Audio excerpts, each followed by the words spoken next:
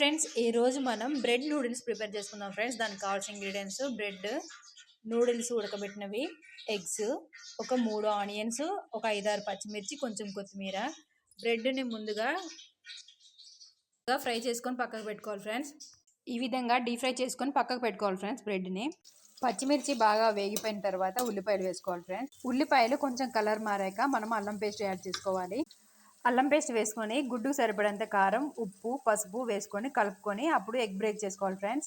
Egg వేసుకొని ఒక 10 minutes అయిన తర్వాత తిప్పుకోవాలి ఫ్రెండ్స్. ఎగ్ ఈ విధంగా ఉడికిపోయాక ఇప్పుడు ఉప్పు చూసుకొని అడ్జస్ట్ చేసుకొని నూడిల్స్ దీనిపైన యాడ్ చేసేసుకోవాలి ఫ్రెండ్స్.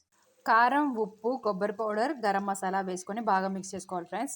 కొత్తిమీర తురుము, క్యాబేజ్ తురుము వేసుకొని బాగా కలుపుకోవాలి ఫ్రెండ్స్. చూపించడం మర్చిపోయాను, బ్రెడ్ ముక్కలు కూడా ఇందులోనే యాడ్ చేసేసాను friends. Spicy, juicy and egg noodles prepare అయిపోయింది ఫ్రెండ్. బ్రెడ్ నూడిల్స్ ఈ విధంగా ఉంటుంది, టేస్టీగా.